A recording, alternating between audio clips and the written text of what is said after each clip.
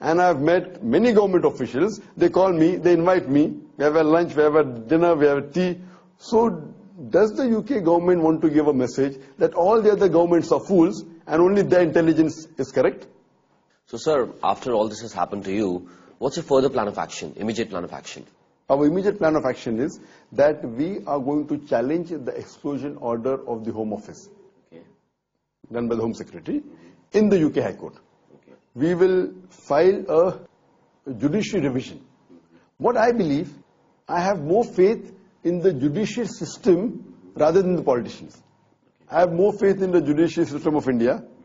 I also have faith in the judicial system of UK rather than the politicians. And inshallah, hopefully, in the next few days, in the next week, we have hired a team, a battery of very good solicitors and a battery of lawyers, as well as QCs, known as Queen Counsels. And very shortly, within the next few days, the next couple of days, we'll be filing a revision, a judiciary revision. And we'll take the matter to the High Court and we'll challenge the exclusion order of the UK government. And inshallah, this order would be reversed. Sir, you must have received, I'm sure, hundreds of phone calls and emails from the fans throughout the world. So any message for them particularly? All your fans? Yes, you're right that I've received hundreds of phone calls in the past couple of days and thousands of emails from my fans and from different parts of the world. And many of them said that they're sad, they're angry, they want to protest. So I said, even if you want to protest, please see to it that the protest is peaceful. Don't make it violent, otherwise it will spoil the name of Islam. There are many doctors, scholars, lawyers, politicians from different parts of the world. They phoned me and they wrote emails and they said, what can we do? And they are very angry. And if you go and have a look at the website where these articles have come, mostly in the UK press, there is always on the website, there is a comment page where you can give your comments. So most of the comments, more than 95%, all of them are saying that what the UK government has done, they totally disagree with it. Because these people have seen me on the television. They said, how could they blame a person who's been speaking against terrorism, who's been speaking against violence for so many years unequivocally? So surely, if the government really goes and reads the comments of all these thousands of people, and what we feel, that if there is a protest, it should be peaceful, it should not be violent, and we should express our anger in a peaceful way. That's a great thought, sir. So you believe that this whole exclusion order is a political decision. So any message particularly you would like to give to the UK politicians? Yes, I do think it's a political decision. I may be wrong, I'm a human being, but that's my opinion. So what my message to the politicians of UK, whether they're Muslims or non-Muslims, this is the time of test.